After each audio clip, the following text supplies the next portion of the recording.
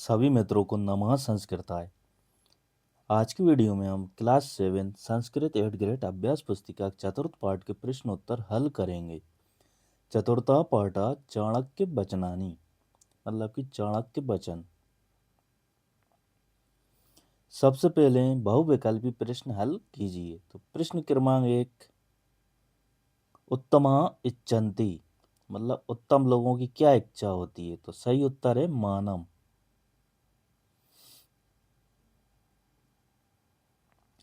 प्रश्न क्रमांक 2, जल बिंदुनी पातेन कहा पूर्यते जल की एक एक बूंद से क्या भर जाता है। तो सही उत्तर है घटा।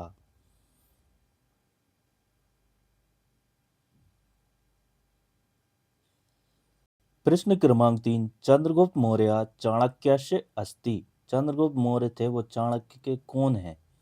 तो सही उत्तर है शिष्य। चंद्रगुप्त मौर्य चाणक्य के शिष्य थे।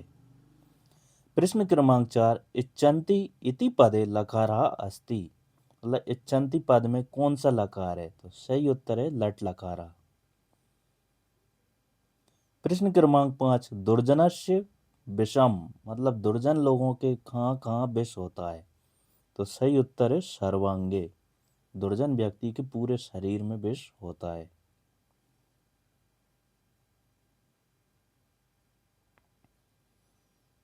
फिर है रिक्त स्थानानि पूर्यत रिक्त स्थानों की पूर्ति कीजिए। प्रश्न क्रमांक 6, चंद्रगुप्त मौर्य सिंहासने खालिस्तान स्थापितावान चंद्रगुप्त मौर्य को सिंहासन किसने स्थापित किया था। तो उत्तर है चाणक्यन। प्रश्न क्रमांक 7, विद्यार्थी खालिस्तान न प्राप्त होती मतलब विद्यार्थी को क्या प्राप्त नहीं होता। तो उत्तर है शुकम। प्रश्न क्रमांक 8, सुकार्तिना इति पदस्य एक वचन रूपम खालिस्तान अस्ति मतलब सुकार्तिना का एक वचन में क्या रूप होता है। तो उत्तर है सुकार्ति। प्रश्न क्रमांक 9, अपठित बालकस्य शत्रु खालिस्तान अस्ति मतलब जो बालक पढ़ता नहीं है उसका शत्रु कौन है। तो सही उत्तर है माता। प्रश्न क्रमांक 10, अर्थशास्त्रस्य लेखका खालिस्तान अस्ति मतलब अर्थशास्त्र के लेखक कौन है। तो उत्तर है चाणक्य। मित्रों अब एक पद में उत्तर लिखिए। तो प्रश्न क्रमांक 11 है के धन इच्छन्ति मतलब कौन धन की इच्छा रखता है। तो उत्तर है अधमः। प्रश्न क्रमांक 12, चंद्रगुप्त मौर्य गुरु कहा आसीत चंद्रगुप्त के गुरु कौन थे। तो उत्तर है चाणक्य। प्रश्न क्रमांक 13 है प्रवासे मातृ सदृशी का मतलब प्रवास में माता के समान कौन है। तो उत्तर है विद्या।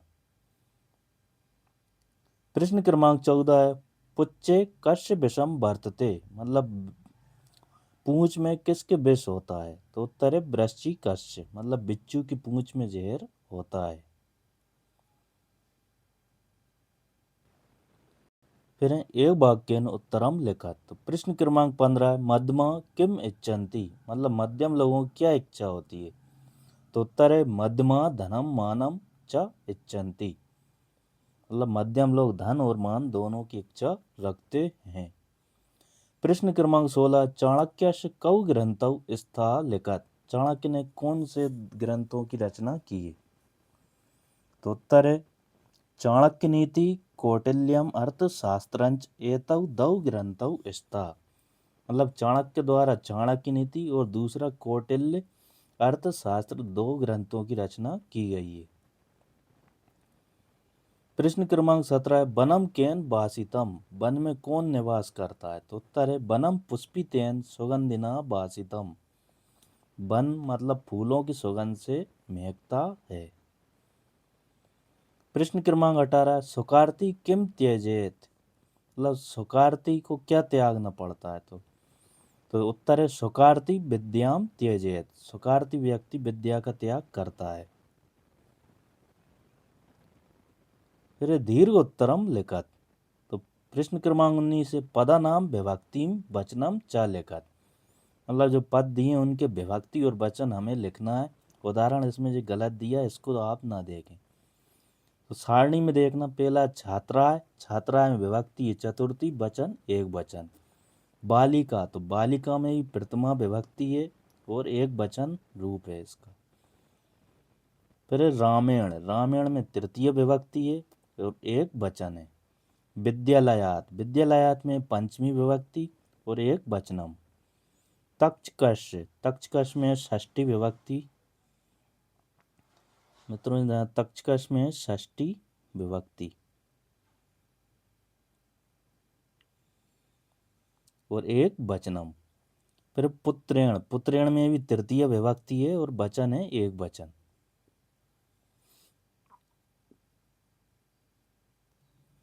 प्रश्न क्रमांक 20 है, सुकार्ति चेत त्यजेत इति श्लोकम पूरयत।